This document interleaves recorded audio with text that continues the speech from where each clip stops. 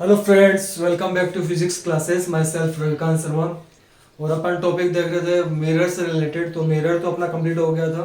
अब मिरर से रिलेटेड मतलब रिफ्लेक्शन देख रहे थे, रिफ्लेक्शन ऑफ लाइट अपन ने कंप्लीट कर लिया था। अब जो नेक्स्ट टॉपिक है वो है रिफ्लेक्शन ऑफ लाइट। लेकिन उससे पहले अपन जो यूजेस है मिरर के, जो यूज है वो देख लेते हैं। मिरर कहाँ कहाँ काम में आता है। एक तो प्लेन मिरर है। प्लेन मिरर जो अपन डेली अपन जो हेयर अपन बनाते हैं, बाल जो बनाते हैं, जिससे मिरर में देखते हैं वो प्लेन मिरर है। लेकिन अपन जब बार्बर के पास जाए, नाई के पास जब अपन कटिंग या फिर दाढ़ी बनवाने जाते हैं, शेविंग करवाने जाते हैं, तो जो वो मिरर जो होता है वो होता है कॉनकेव मिरर। क्या होता है वो? कॉनकेव मिरर होता है। अपन को लगता तो वो प्लेन मिरर है, लेकिन वो होता है रियल में कैसा है? कॉनकेव मिरर होता है। उसमें क्या होता है, जो स्मॉल जो साइज उसको लार्ज करके दिखाएगा वो। मतलब पास में रहेंगे तो अपन को लगेगा कि हाँ, ये अपनी रियल इमेज ही दिखा, लेकिन उसमें क्या होता है वो थोड़ी लार्ज करके इमेज दिखाता है। वो मिरर होता है, वो कॉनकेव मिरर होता है। ऐसे ही जब अपन गाड़ी चला रहे तो साइड जो ग्लास होता है, जिसमें बैक व्यू होता है, बैक व्यू वाला ग्लास जो अपन काम में लेते हैं वो होता है कन्वेक्स मिरर। वो कौन सा होगा? Convex mirror. कॉन्वेक्स मिरर के लिए अपन ने देखा जब इमेज क्या हो, वेरी स्मॉल हो, तो उसके लिए जो सॉरी ऑब्जेक्ट यदि स्मॉल है तो उसका जो इमेज बनेगा वो बहुत ही ज्यादा लार्ज बनती है। तो जो अपना गाड़ी वगैरह जो होती है, व्हीकल जो होते हैं, उनके साइड व्यू वाला जो मिरर होता है, यानी बैक व्यू देखने के लिए जो मिरर होता है, वो मिरर को में जो मिरर होगा वो कौन सा मिरर होगा? कॉन्वेक्स मिरर होगा। ठीक है। अब देखते हैं रिफ्लेक्शन ऑफ लाइट। नेक्स्ट जो टॉपिक अपना रिफ्लेक्शन ऑफ लाइट। लाइट को टू वे से बता दे तो reflection of light, reflection of light में तो क्या था, जिस मीडियम से जो रे आ रही है उसी मीडियम में वापस ले जाए तो उसे तो क्या बोलते हैं? Reflection of light. उसे तो क्या बोलेंगे? Reflection of light. अब यदि मीडियम टू दे रखे हैं, मीडियम क्या दे रखे हैं? टू मीडियम यदि दे रखे हैं, तब उसके लिए जो प्रोसेस काम में लेंगे उसे बोलेंगे रिफ्लेक्शन, रिफ्लेक्शन ऑफ लाइट। उसे क्या बोलेंगे? Reflection of light. यदि कोई टू मीडियम दे रखे हैं, टू मीडियम यदि दे रखे हैं तो उसमें जो लाइट का पास होगा उसे क्या बोलेंगे? रिफ्लेक्शन ऑफ लाइट बोलेंगे। अब रिफ्लेक्शन ऑफ लाइट क्या होता है? टू मीडियम ले लिए, जैसे एक तो एयर मीडियम है, ये तो मीडियम ऊपर वाला तो कौन सा मीडियम है? एयर मीडियम है, या फिर इसे एयर मीडियम को वैक्यूम भी बोलते हैं। जहां पे एटमॉस्फेयर प्रेजेंट नहीं रहेगा उसे कौन सा मीडियम बोलते हैं? वैक्यूम मीडियम बोलते हैं। तो ऊपर वाला ये जो सरफेस अपन मैंने जो लिए, ए बी जो सरफेस है उसके ऊपर वाला तो मीडियम कौन सा है? एयर या फिर वैक्यूम मीडियम है। और उसके नीचे वाला जो मीडियम वो कैसा मीडियम है? उसको वो कौन सा मीडियम है? जैसे वाटर ले लिया यहाँ पे, नीचे वाला जो मीडियम वो कौन सा मीडियम है? वाटर।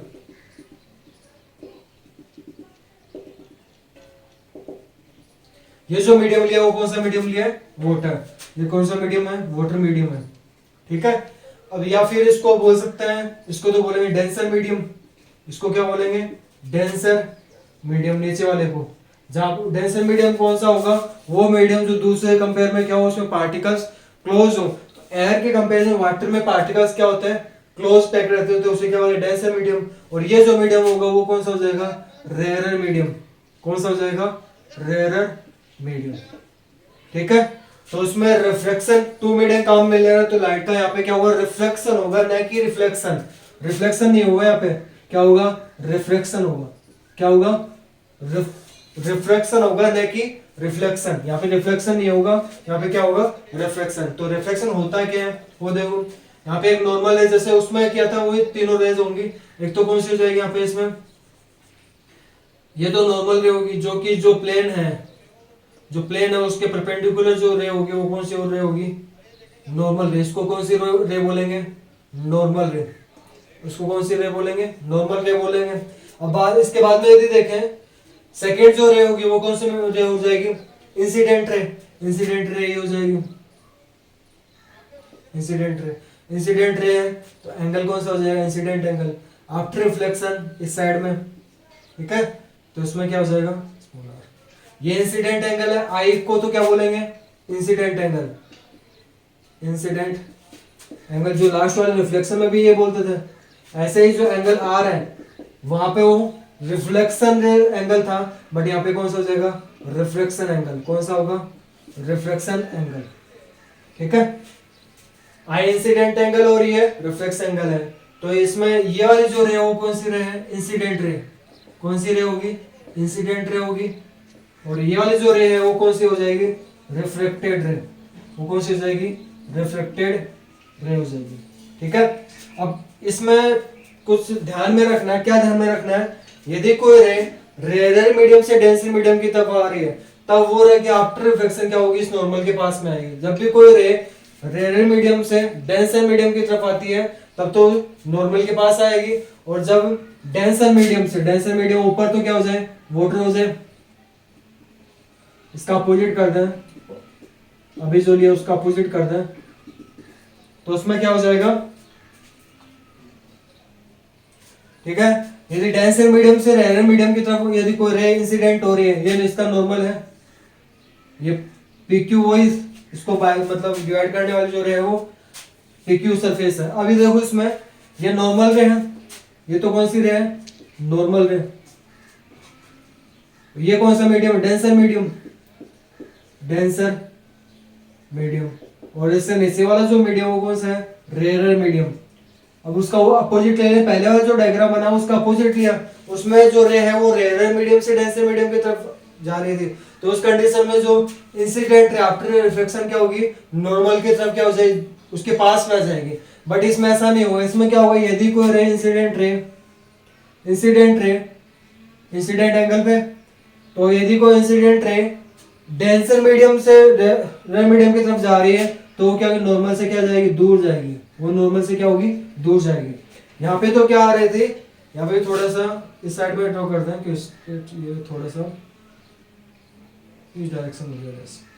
ठीक है, एंगल में जब भी कोई ray incident ray rare medium से डेंसर मीडियम की तरफ जाता है, तो जो इंसिडेंट रे आफ्टर रिफ्लेक्शन क्या होगा, नॉर्मल की तरफ आएगी। यदि इसका अपोजिट कर दे, यदि कोई रे डेंसर मीडियम से रेयर मीडियम की तरफ आ रही है, तो आफ्टर रिफ्लेक्शन वो क्या होगी, नॉर्मल से दूर जाएगी। दोनों चीजें ध्यान रखना। क्या चीज ध्यान रखनी है, यदि कोई इंसिडेंट रे रेयर मीडियम से डेंसर मीडियम की तरफ आ रही है, तो नॉर्मल की तरफ चली जाएगी। या फिर इसका अपोजिट करें, तो डेंसर मीडियम से रेयर मीडियम की तरफ जाने वाले जो incident ray after reflection normal से क्या आ जाएगी, दूर जाएगी। ध्यान रखना, आगे काम में लेंगे इसको। ठीक है, तो ये रिफ्लेक्शन ऑफ लाइट हो गया। रिफ्लेक्शन ऑफ लाइट के लिए क्या जरूरत है, टू मीडियम जरूरी होता है। ठीक है, अब इसमें यदि कोई रे इंसिडेंट रेयर मीडियम से डेंसर मीडियम में जा रही है, तो नॉर्मल की तरफ आएगी। डेंसर मीडियम से रेयर मीडियम की तरफ जा रही है, तो नॉर्मल से दूर जाएगी। ठीक है, दोनों चीजें ध्यान में रखना।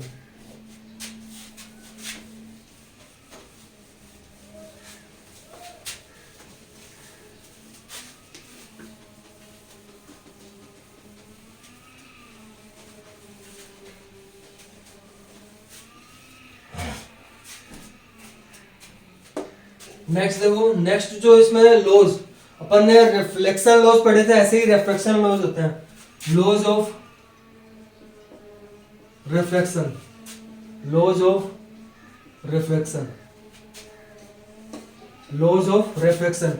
एंड रिफ्लेक्शन के लॉज देखने अपन को। रिफ्लेक्शन के लॉज क्या होंगे, रिफ्लेक्शन का फर्स्ट लॉ तो वो सेम ही है। कौन सा था, रिफ्लेक्शन का फर्स्ट लॉ क्या था, जो incident light, incident ray, reflected ray and normal रे, तीनों क्या होते हैं, एक ही प्लेन पे होते हैं, तो वो यहाँ पे लगेगा। ठीक है, इंसिडेंट रे, नॉर्मल रे एंड रिफ्लेक्टेड रे, तीनों क्या होंगे, एक ही प्लेन पे होंगे। नॉर्मल रे, सॉरी इंसिडेंट रे, ये वाली रे कौन सी है, इंसिडेंट रे। ये तो इंसिडेंट रे है, ये वाली कौन सी रे है, नॉर्मल रे है। और ये वाली जो रे है वो कौन सी है, रिफ्लेक्टेड रे है। वो कौन सी रे है, रिफ्लेक्टेड रे है। ठीक है, ये इंसिडेंट रे, ये नॉर्मल रे, और ये वाली कौन सी है, रिफ्लेक्टेड रे है। तो तीनों क्या होंगे, एक ही प्लेन से क्या करेंगे, एक ही प्लेन पे स्टेबल होंगे, मतलब यहाँ से मूव करेंगे, एक ही प्लेन से मूव करेंगे। सेकंड जो लो था उसमें तो क्या, इंसिडेंट एंगल रिफ्लेक्टेड एंगल के इक्वल था, बट यहाँ पे ऐसा लो नहीं लगेगा। इंसिडेंट एंगल यहाँ पे आई से रिप्रेजेंट करेंगे और रिफ्लेक्टेड एंगल को आर से। तो इसका जो सेकंड, ये तो इसका फर्स्ट लो हो गया। सेकंड लो क्या हो जाएगा इसमें, सेकंड लो क्या होगा, जो इंसिडेंट एंगल है उसके साइन वैल्यू, इंसिडेंट एंगल की sine value and reflected angle के साइन वैल्यू का जो रेशियो है कांस्टेंट के इक्वल होता है। वो कांस्टेंट क्या होता है, रिफ्रैक्टिव इंडेक्स। किसके इक्वल होगा, रिफ्रैक्टिव इंडेक्स, रिफ्रैक्टिव इंडेक्स। जो रिफ्लेक्शन का जो सेकंड लॉ है, सेकंड लॉ में क्या होगा, इंसिडेंट एंगल के sine value and reflected angle के साइन वैल्यू का जो रेशियो है कांस्टेंट होता है, उस कांस्टेंट को क्या बोलते हैं, म्यू। म्यू जो होगा इसे एन से भी रिप्रेजेंट कर सकते हैं, किससे रिप्रेजेंट कर सकते हैं, एन से, एन से भी रिप्रेजेंट कर सकते हैं। उसको क्या बोलते हैं, रिफ्रैक्टिव इंडेक्स बोल सकते हैं। तो रिफ्रैक्टिव इंडेक्स होता है क्या है, कोई भी मतलब velocity of light, refractive index क्या होगा, सी अपॉन वी। सी क्या है यहाँ पे, वेलोसिटी ऑफ लाइट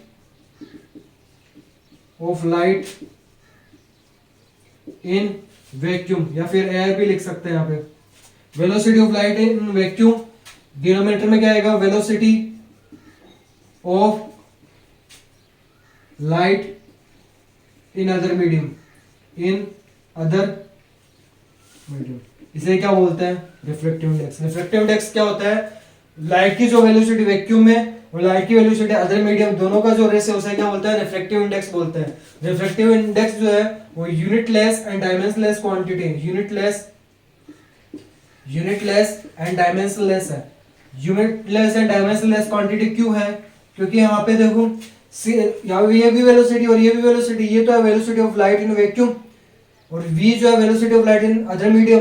तो दोनों किस में मेजर करें, मीटर पर सेकंड, एंड यहाँ पे भी किस में होगा, मीटर पर सेकंड, दोनों ही मीटर पर सेकंड में है। तो कैंसिल आउट हो जाएंगे ना, यूनिट लेस होगी, अब यूनिट ही नहीं तो डायमेंशन भी नहीं होगी। तो ध्यान रखना जो रिफ्रैक्टिव इंडेक्स है वो क्या होगा, यूनिटलेस क्वांटिटी होती है। तो ये कौन सा लॉ हो गया, रिफ्रैक्शन का सेकंड लॉ। इसको क्या बोलते हैं, स्नेल लॉ भी बोलते हैं, स्नेल लॉ भी बोलते हैं। कौन सा लॉ बोलेंगे, स्नेल लॉ भी बोलेंगे। स्नेल लॉ क्या हो गया, जो इंसिडेंट एंगल है उसकी sine value and reflected angle उसकी साइन वैल्यू का जो रेशियो होगा उसे क्या बोलते हैं, रिफ्रैक्टिव इंडेक्स। म्यू से रिप्रेजेंट करेंगे या फिर एन से रिप्रेजेंट करेंगे, ठीक है। तो ये म्यू और एन हो गया। आगे बात समझ में। अब इसके बाद में ये दोनों लॉज होने के बाद में एक एग्जांपल ले लेते हैं। जैसे इसका यदि रिफ्लेक्टिव इंडेक्स कैलकुलेट करना है, जैसे सी की वैल्यू तो अपन को पता है, जैसे velocity of light in vacuum कितनी होती है, c मल्टीप्लाई 10 की पावर 8 है। अब यदि reflective index of water calculate करना विथ रिस्पेक्ट टू एयर, तो इसका जो velocity of light in water जो होती है वो दे रखी है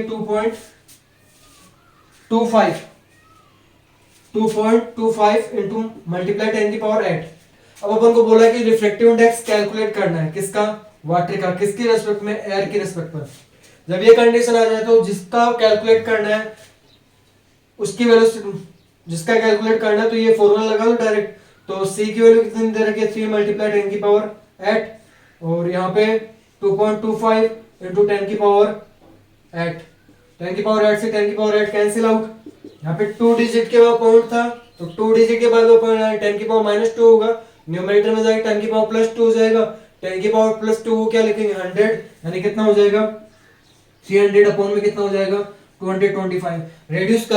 रेड्यूस करेंगे 25 का डिवाइड जा रहे हैं, 25 1 से 25, रिमाइंडर कितना बचेगा 5 5 0 12 और यहाँ पे कितना बचेगा 25 9 से कितना होता है, ये होगा अगेन रेड्यूस हो रहा है, 4 3 से 12 एंड 3 3 से 9, यानी कितना है 1.33 आएगा। यानी वाटर का जो रिफ्रैक्टिव इंडेक्स होता है वो कितना होता है 1.33 होता है अप्रोक्सीमेट। कितना होगा, आगे भी चलता है 3 से आता जाएगा लेकिन अपन को 2 डिजिट तक ही देखना है, तो कितना हो जाएगा 1.33 होता है वाटर का refractive index compare to air. तो यहाँ पे देखो ये जो मैंने ये लिखा है, ये वाली जो वैल्यू लिखी है ना, उसको क्या लिख सकते हैं, वाटर का यदि रिफ्रैक्टिव इंडेक्स एयर की रेस्पेक्ट में निकालना है तो ऊपर तो क्या हो जाएगा वाटर का रिफ्रैक्टिव इंडेक्स, नीचे जो है एयर का रिफ्रैक्टिव इंडेक्स, या फिर एयर की जगह यहाँ पे ग्लास का दे रखा होता, वाटर का ग्लास की रेस्पेक्ट में रिफ्रैक्टिव इंडेक्स निकालना है तो ये ऊपर तो न्यूमरेटर में तो क्या कर दे refractive index of water and denominator में क्या कर दे रिफ्रैक्टिव इंडेक्स ऑफ ग्लास। या फिर इसका अपोजिट भी हो सकता है। अपोजिट कैसे, जैसे इसमें दे रखा होता कि जो रिफ्रैक्टिव इंडेक्स है ग्लास का कैलकुलेट करना है एयर की रेस्पेक्ट या फिर वाटर की रेस्पेक्ट में, तो ऊपर तो न्यूमरेटर में तो रिफ्रैक्टिव इंडेक्स ऑफ ग्लास और डिनोमिनेटर में कितना आएगा रिफ्रैक्टिव इंडेक्स ऑफ वाटर। जो इस साइड में दे रखा है ना उसको न्यूमरेटर में लिखना है और पीछे की साइड में दे रखा है उसको डिनोमिनेटर में राइट करना है। ओके, तो ये हो गया कंप्लीट। अब देखो इसमें जो इसका यूज जो है, जो रिफ्लेक्शन है उसका यूज कहाँ पे हो, जैसे अपने रिफ्लेक्शन का यूज देखा था मिरर में, spherical mirror, two types convex mirror, concave mirror, उनके यूज देखे थे, वैसे ही रिफ्लेक्शन के भी यूज होते हैं। कहाँ पे मतलब एग्जाम्पल बोल सकते हैं, एग्जाम्पल और रिफ्लेक्शन, मतलब रिफ्लेक्शन कहाँ पे काम आएगा। फर्स्ट तो आपने देखा होगा जब गर्म जो हॉट डेज होते हैं ना, गर्मी के जब दिन होते हैं, तब क्या होता है अपन जब सड़कों पे जाते हैं, सड़कों पे दूर जब देखते हैं तो उसमें क्या होता है, अपन को लगता है थोड़ी दूर हो जाएंगे तो वहां पे पानी, सड़क पे क्या मिलेगा अपन को, पानी मिल जाएगा, लेकिन वो किसका एग्जाम्पल होता है, रिफ्लेक्शन का एग्जाम्पल है। इसी प्रोसेस का, रिफ्लेक्शन प्रोसेस के कारण क्या होगा, वहां पे क्या हो जाएगा अपन को, रोड पे क्या होता है, दूर में क्या दिखता है अपन को, वाटर, वाटर की एक लेयर दिखती है, लेकिन वो एक्चुअल में होता नहीं, उसे एक्चुअल में होता नहीं। वो मृग मृग का बोलते हैं, मृग मृग का क्यों बोलते हैं, क्योंकि जो रेगिस्तान होता है, रेगिस्तान में जो मृग होता है यानी हिरण जो होता है, वो पानी के लिए उधर उधर भटकते रहते हैं। अब गर्मियों के दिनों में क्या होता है, गर्मियों के दिनों में पानी बहुत ज्यादा प्यास लगती है, वो क्या होता है, यदि मृग जो है रेगिस्तान में जब डेजर्ट में घूमते हैं तो उनको लगता है कि थोड़ी दूर में क्या है, पानी है। वो मृग मिरेज का मतलब किसका एग्जांपल है, रिफ्लेक्शन का एग्जांपल है, मिरेज का एग्जांपल है, उसको क्या बोलते हैं, मिराज बोलते हैं। मिराज यानी वो कल्पना कर रहा है, मिराज मतलब कल्पना हो रही है उसमें, कल्पना क्या कर रहा है, वो हिरण क्या सोच रहा है कि इस डेजर्ट में थोड़ी दूर जाऊंगा तो वहां पे क्या मिलेगा, पानी मिलेगा, लेकिन वहां पे जाता है तो कुछ पानी नहीं मिलता। ऐसे ही जब रोड पे अपन दूर देखते हैं गर्मियों के दिनों में रोड पे, तो अपन को लगेगा पानी की लेयर आ गई, लेकिन पानी की लेयर नहीं होती वहां पे। वो एग्जाम्पल किसके कारण होता है, रिफ्लेक्शन के कारण होता है। वो रीजन क्या होता है, गर्मियों के दिनों में अर्थ की सरफेस क्या हो जाती है, गर्म हो जाती है।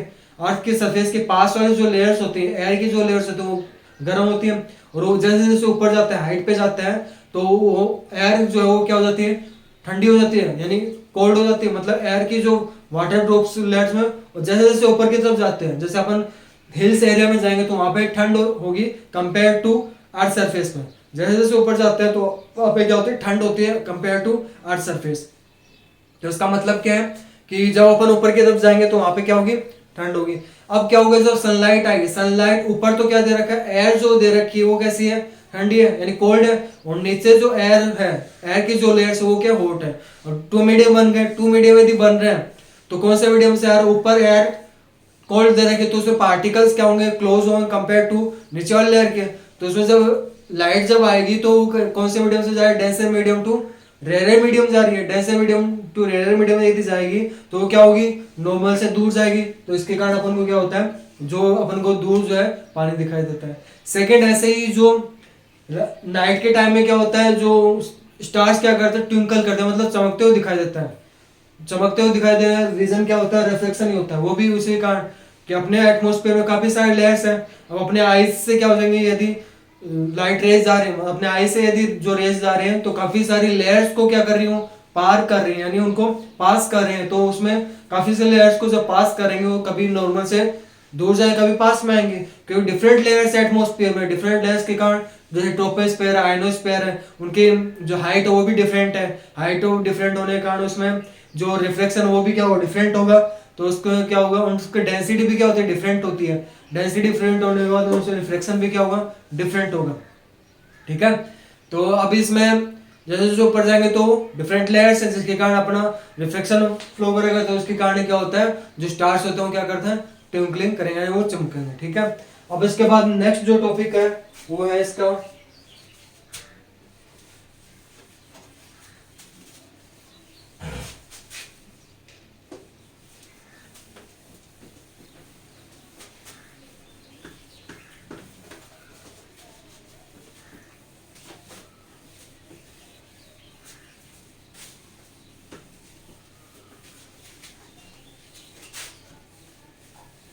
नेक्स्ट जो टॉपिक देखेंगे वो देखेंगे total internal reflection. Total internal reflection, total internal reflection.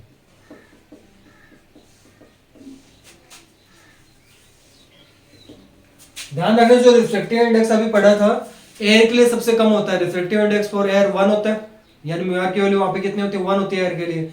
और जो सबसे ज्यादा जो रिफ्लेक्टिव इंडेक्स होता है वो डायमंड के लिए होता है। कितना होता है, डायमंड के लिए जो रिफ्लेक्टिव इंडेक्स होता है वो होता है 2.418। कितना होगा, 2.418 होगा। और जो कलर्स की यदि बात करें, कलर्स कैसे राइट करें, विबग्योर, कैसे राइट करें, विबग्योर इस साइड में जा रहे हैं तो यहाँ पे लेमडा क्या होगा, अभी आगे आएगा इलेक्ट्रोमैग्नेटिक जो रेज है उनके में पढ़ेंगे यहाँ पे, जो लाइट रेज है उनके। ठीक है। तो इस कंडीशन में लेमडा क्या होगा, इंक्रीज हो रहा है, बट यहाँ पे इस साइड में जाने पर म्यू क्या होगा, डिक्रीज होगा। यानी सबसे ज्यादा जो रिफ्लेक्टिव इंडेक्स होता है वो वॉयलेट कलर के लिए वो क्या होगा, मैक्सिमम होगा, और रेड कलर के लिए रिफ्लेक्टिव इंडेक्स क्या होता है, सबसे कम होता है। तो ध्यान रखें कलर्स में रिफ्लेक्टिव इंडेक्स सबसे ज्यादा किसका होता है, वॉयलेट कलर का। अभी डिस्पर्शन पढ़ेंगे, डिफ्लेक्शन पढ़ेंगे, उसमें एक्सप्लेन कर दूंगा मैं। सबसे ज्यादा जो रिफ्लेक्टिव इंडेक्स होता है वो किसका होता है, वॉयलेट कलर का, और सबसे कम जो रिफ्लेक्टिव इंडेक्स होता है वो किसका होता है, रेड कलर का। अपन देख रहे थे total internal reflection. Total internal reflection क्या होता है, वही अपन पहले इस साइड में तो ले लिया मैंने डेंसर मीडियम, ऊपर तो लिया है डेंसर मीडियम। ये वाला जो मीडियम लिया वो कौन सा मीडियम लिया है, डेंसर मीडियम। डेंसर मीडियम अपन को पढ़ना क्या है, टोटल इंटरनल रिफ्लेक्शन पढ़ना है। तो टोटल इंटरनल रिफ्लेक्शन देखने के लिए अपन क्या करते हैं, टू मीडियम लेते हैं, ऊपर वाला तो डेंसर मीडियम और नीचे वाला क्या है, रेयर मीडियम है। कौन सा मीडियम लिया है, रेयर मीडियम। रेयर मीडियम की फॉर्म में कुछ भी ले सकते हो, ठीक है। डेंसर मीडियम जैसे वाटर ले लिया तो रेयर मीडियम में एयर या फिर वैक्यूम हो जाएगा। अब देखो इसमें ये इसकी नॉर्मल रे, जैसे इस सरफेस को तो पीक्यू नाम देते हैं, ये इसकी नॉर्मल रे। नॉर्मल रे तो एन एंड डैश से रिप्रेजेंट करते हैं इसको, और जहां पे इंटरसेक्ट कर रहे हैं उसको पॉइंट से रिप्रेजेंट करते हैं। अब जो इंसिडेंट रे है, इंसिडेंट रे है, तो इसमें इंसिडेंट रे एंगल आई पे क्या हो रही है, इंसिडेंट हो रही है, ठीक है। अब कौन से मीडियम से आ रही है, डेंसर मीडियम से। कौन से मीडियम से जा रही है, रेयर मीडियम में, तो क्या होगी, नॉर्मल से क्या जाएगी, होना चाहिए तो ऐसा होना चाहिए ना, स्ट्रेट जाना चाहिए था, लेकिन ऐसा नहीं होगा, ये इस साइड में जाएगी थोड़ा, ठीक है। अब देखो इसे टोटल इंटरनल रिफ्लेक्शन को डिफाइन करने से पहले एक और वैल्यू अपन मेजर करेंगे, वो है क्रिटिकल एंगल। Critical angle. अब क्रिटिकल एंगल कौन सा एंगल होगा, ध्यान से देख लेना, अभी बता रहा हूं। क्रिटिकल एंगल कौन सा एंगल होगा, वह एंगल क्रिटिकल, वो इंसिडेंट एंगल जिसपे क्या होगा, अपन क्या करें, जो रिफ्लेक्टेड एंगल आर की वैल्यू क्या हो जाए, 90 डिग्री हो जाए, उसे क्या बोलेंगे, क्रिटिकल एंगल। दोबारा सुना, अपन क्या करते हैं, ये जो इंसिडेंट वैल्यू इसकी धीरे धीरे वैल्यू इंक्रीज कर रहे हैं, पहले इस साइड में था ना, अब इस साइड में लेके आ रहे हैं, यानी इंसिडेंट एंगल की वैल्यू इंक्रीज कर रहे हैं, इंसिडेंट वैल्यू की इंक्रीज कर रहे हैं। जब इंसिडेंट वैल्यू इंक्रीज हो रही है तो रिफ्लेक्टेड एंगल भी क्या होगा, इंक्रीज होगा ना, इस साइड में हो गया इंसिडेंट, रिफ्लेक्टेड एंगल भी क्या होगा, इंक्रीज होगा, और रिफ्लेक्टेड एंगल इंक्रीज हो रहा है, तो ऐसा एंगल, ऐसा इंसिडेंट एंगल जिसपे क्या हो जाए, रिफ्लेक्टेड एंगल 90 डिग्री हो जाए। 90 डिग्री का मतलब क्या है, यहां पे जब आ जाए ऐसा इंसिडेंट एंगल, ऐसा इंसिडेंट एंगल जिसपे रिफ्लेक्टिव एंगल की वैल्यू कितनी हो जाए, 90 डिग्री हो जाए, उसे क्या बोलते हैं, क्रिटिकल एंगल। उसे क्या बोलेंगे, क्रिटिकल एंगल, ठीक है। क्रिटिकल एंगल कौन सा होगा, वो इंसिडेंट एंगल जिसपे रिफ्लेक्टेड एंगल क्या हो जाए, 90 डिग्री। 90 डिग्री यानी जो पीक्यू, जो सरफेस दे रखी है उस पे ये रिफ्लेक्टेड लाइन आ जाए, यानी इसका मतलब ये होगा,